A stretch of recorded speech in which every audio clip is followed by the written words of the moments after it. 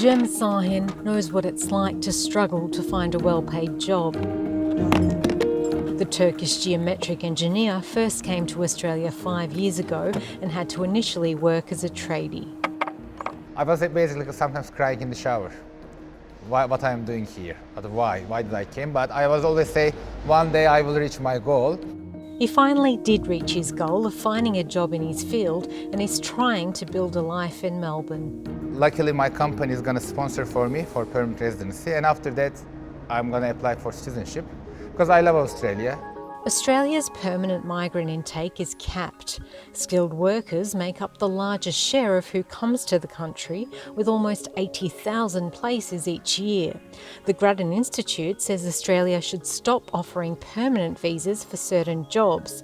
Instead, it wants employers to be allowed to sponsor anyone, provided they get paid the average full-time minimum wage.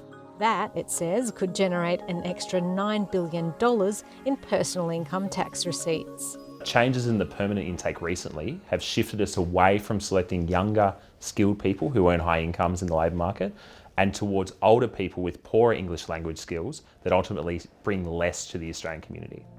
The Grattan Institute's Brendan Coates says migrants with economic potential should be allowed to stay in Australia. You're giving up really big benefits as far as the tax that people are going to pay in order to bring in someone who meets some sort of short-term skill shortage. A spokesman from the Department of Home Affairs said the current skilled migration program is designed to meet Australia's economic, demographic and labour market needs. A parliamentary committee has been asked to consider longer-term issues regarding the program and report back by July.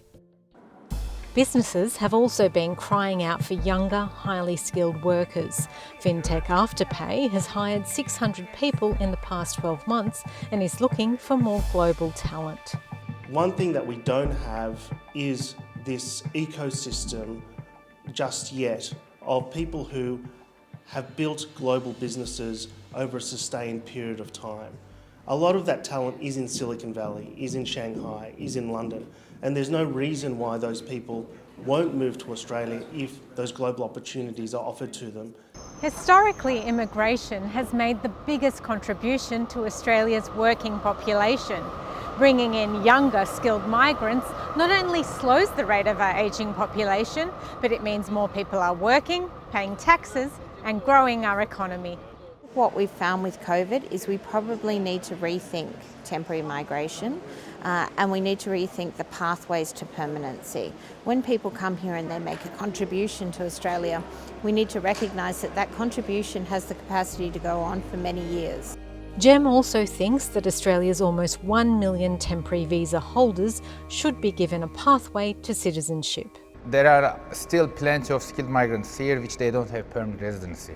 Lots of people are on student visa or other temporary visas. What's for certain is that when international borders open, the shape of immigration will look very different.